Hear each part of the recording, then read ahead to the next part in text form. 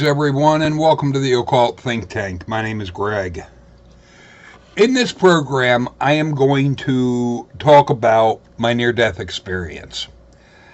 I had considered whether or not to go into this or just refer to a video I did called My Near-Death Experience, and I watched the beginning of it and concluded that I need to because my dates were a little bit off as to when this happened. It all started with the late 2008 battle with the Army on the subject of aliens. This all took place in February of 2009. I did mention in that video about it being on a Friday the 13th, and you'll see in front of you basically a calendar showing that in February, Friday the 13th, was 2009. Just to recap briefly as to what had gotten me to that point, I had made the mistake of talking to Crisis Intervention. I will say this now and until the day I die. If you have any type of problem in your life, do not talk to Crisis Intervention. They do not listen to what you're saying. They instead go by the ideas that they have without evidence. Because all I did was mention the word aliens, and they automatically assumed that I was crazy and forced a drug on me called Haldol that caused me to have shaking going on, which that right there is a clear indication of what I would term downright incompetence and their own ignorant bias regarding anyone that mentions something that is outside of their belief system. Never mind the fact that it is far more plausible than any type of God belief. That's neither here nor there. That gets into my personal pet peeve with Crisis Intervention. They're hacks. They don't know what they're doing. They will hurt you. I think that's what their intent is. But when I was released, it was on a Friday the 13th, ironically enough. And the jacket that I had gone in with still had the bottle of sleeping pills that I had gotten before even talking to Crisis Intervention. When I was committed, the jacket was in the nurse's office. They never looked at it. Or logically, the pills would not have been there. It just goes, there's so many ways they were incompetent. But that, I used that in combination with the little bit of money that I had left to get a second bottle of 100. And I had gotten a hotel room. Before getting the hotel room, I did go over to my sister's, and she had seen that I was shaking and asked me why I was shaking, and I told her I didn't know, that I couldn't stop. It was the Haldol.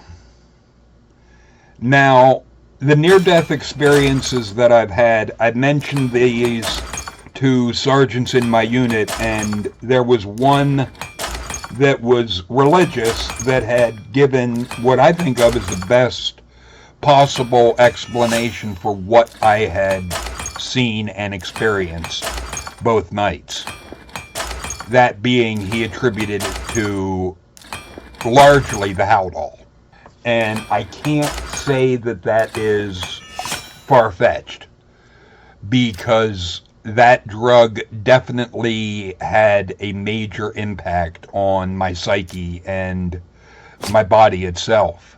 The first night, I had taken about 70 to 80 sleeping pills. I was swallowing them until I couldn't swallow anymore. And I remember right before passing out, I was shaking, and I didn't know if I was having a heart attack or whatnot, but in hindsight, it was probably a side effect of the Haldol. But I passed out, and that first night was violent. Now, the only thing I can say regarding that first night, my mental state, I was mad. I was violently angry at everything I had gone through for the past 3 days with the medical world that we have, medical system, and the fact that the situation that I went in with, the facing potential homelessness, was not addressed at all. I was very angry. That first night I was tossed around that room like I was ragdoll. I don't know what was tossing me around other than it was big and it was a black shape. It didn't have definitive features. It was more, I guess, what would be termed the shadow man type of thing. I don't know. But that first night I was tossed around, bounced off of walls. At one point I remember being put through a table. It was all very violent. The next morning when I woke up, my first thought was, fuck, I have to do it again. That's the state of where I was mentally. I was pissed that I woke up. I went down, paid for another day, went back up to the room, and took well over 100 sleeping pills. And I had pretty much determined I was done. I had had enough. But the second day, I wasn't angry. I was numb. I didn't want anything. And as a result, I do think that is reflective of what I experienced. That the second day, I found myself in a bathroom that the dimensions of it changed. Initially, it looked like the bathroom at my sister's place. A long, I guess you would, a rectangle type of bathroom that the toilet was in the corner at the back. I turned the light on, walked into the bathroom, got about halfway, the light went out. I didn't make any sudden moves because I didn't want tossed around like I had been the night before. Found the wall again with the light switch, turned it on. Toilet was there. I walked back over, the light went out. I went the rest of the way and I was like, screw it, I ain't proud. I tried sitting down. My ass hit the floor. I was getting irritated. I found the light switch again, turned it on, and it was just like before. But each time, I wouldn't get as far before the light would go out again. It got to where as soon as I turned it on, took a step, it went out. And then I reached back to turn it on and it wouldn't come on at all. And I figured, fuck it. Well, this went on. I had the thought at one point of sticking my arms out to feel the dimensions of the room. And it seemed as though it went from being a large rectangle to a square box that was only as wide as my arm span. Because with each hand I could feel a wall. And I did a 360 turn and it was walls all around me. At one point I felt myself go to the bathroom and I figured at that point, okay, I'm dead. Because that I know when you die, your muscles relax and things just flow out because you're no longer living. I had the thought, I don't know why I had the thought of if I would be in a hotel room, maybe if I scream, somebody would hear me. I tried that, nothing. I had the thought of basically how long do I have to remain in this darkness? I didn't know what to expect. And the thing with it that makes me think I wasn't, to use it, I wasn't alive as in the sense of I am now, was at no point in this did I have the thought of a cigarette. It wasn't until it was over and I sat on the bed and kind of realized, holy fuck, that I had the thought of a cigarette. Which, for me, I see it as it's impossible. I don't know how long I was in that room, but there was one point I had it almost. I don't remember if it was a thought in my head or somebody telling me of moving to the light, and I remember thinking, "Oh, the light, just what I fucking need," because the hostility that I have towards the God of the Bible did not go away when I was in that position. If anything, it was enhanced. The anger that I have, I should say had at the time, regarding religion and so forth, it was still there. And I had the realization at one point of, I saw the outline of a door. I didn't feel a doorknob or anything, but I found the upper corner of the door. And I remember grabbing it and I tried pulling and it wouldn't come. And my thought was, oh, like hell you're not coming. I yanked on that to rip it off the frickin' hinges. The door opened and I was back in the hotel room bathroom. As soon as I walked around the corner, I saw basically the bed was very unkept and so forth. You could tell somebody had been in the bed, but both beds were empty. And that was when I had the first thought of, I need a fucking cigarette. The thing is, after both overdoses, with no medical attention at all, I was very much alive. I went from there to, because I gave up on the idea of suicide. I realized after the second day, because it was Sunday, I was out the entire Saturday. I don't know what the hell. I lost all of what would be Saturday the 14th.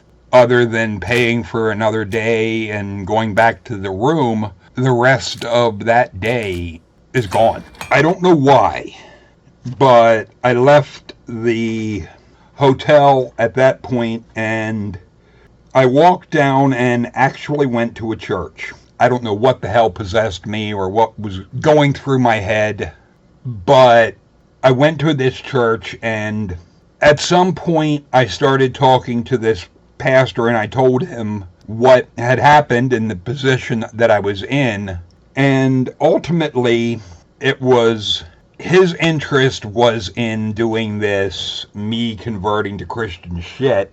And I remember my issue was, where am I going to be sleeping? He had said about, after I went through that bullshit and all of that, he said about me staying there. Now, think about this. First of all, I went into this as an atheist that had just gone through not just 2 nights of hell, but basically a week of hell between the crisis intervention and the Haldol and so forth. And the big thing that the Christian pastor and so forth was interested in was pushing his religious bullshit. And that was basically required in order for me to get any type of help. That is yet another reason why I have disdain for Christianity. Because they say they want to help people, but they only want to help people if people buy into their horse shit. It gives a very bad taste in my mouth. But I did stay at this church for a few days, and I had the thought of getting my taxes done, which I did end up doing, and it got me to where I could get a room and so forth, and got me out of that situation, and to where I had a place to live. But that first night in that church was weird. because I haven't been scared of the dark since I was a little kid. But that night, after having gone through the two, I guess it would be near-death experiences, I don't know what to call it, overdoses, so forth, I was petrified of darkness. And it was weird for me, to say the least, to be sleeping in a church. It was in a room that was almost like a classroom type of thing. I remember there were videos and so forth that I could watch, and I probably did watch some. And I had asked the guy about being able to smoke, and he had told me, yeah, basically just don't lock the door. That I could go outside and smoke whenever I wanted. There was one point before I fell asleep that night I thought I saw someone walking in the hall. I don't know. There was nobody physically in that building but me. But I could have sworn out in the hall somebody was walking. It was really weird. But within a few days, I had enough money to be able to get a room, and basically I was back. I had a place and so forth. And the thing is, I still had Army drills that I had to go to.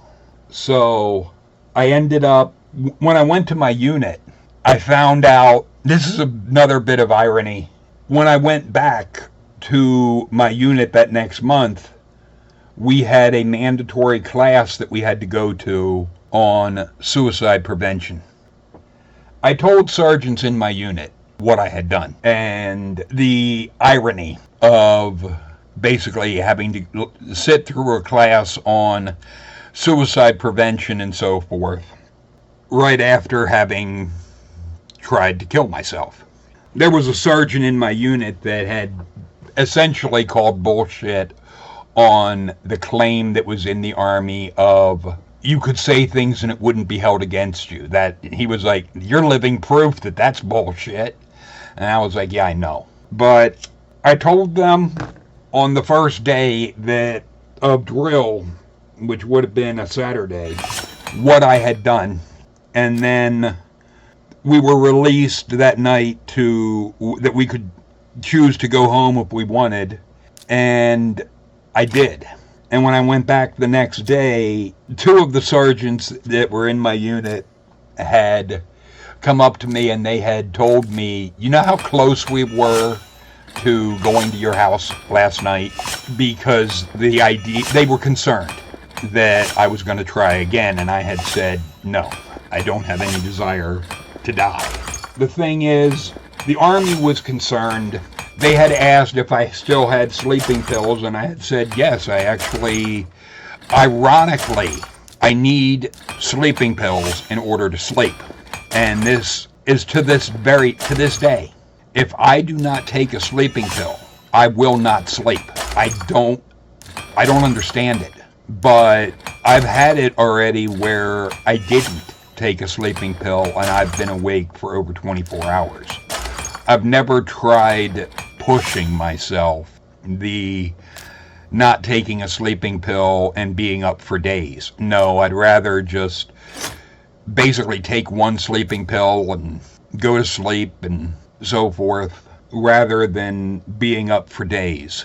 I don't have, like my ex-girlfriend, when she would take a sleeping pill, the next day she would be foggy or whatnot. I'm not. I can take a sleeping pill and end up going to sleep, and then I wake up perfectly fine. I don't have any side effects of feeling groggy or whatnot from taking it, but it is now every day I have to take at least one sleeping pill. when I was doing retail, there were times one wouldn't do it, and I would try taking a second. And there was one point I had taken 3, and my ex had said essentially that if you don't sleep, there's no way you can work. And there were times I had to call off, but there were also a few times I went in with only a few hours of sleep. Overall, the near-death experiences were attributed, and I do feel what I experienced was more than likely the direct result of the Haldol. The effects of the Haldol on me are what caused me to feel and experience what I did. But I'm still very skeptical of the idea of an afterlife, but it does seem that it's at least plausible that the state of mind that a person is in when they die could directly, if there is an afterlife, that the mental state you have when you die could directly relate to what you're going to experience. I don't know for certain, but that seems to be the most logical conclusion. And if that would be the case, I would say make sure you're not in a hostile frame of mind, which can be difficult if it's a sudden type of death, but if you have any type of control over it, it's also, I try living my life without chaos, without strife. I don't feel that there is any reason to believe in an afterlife.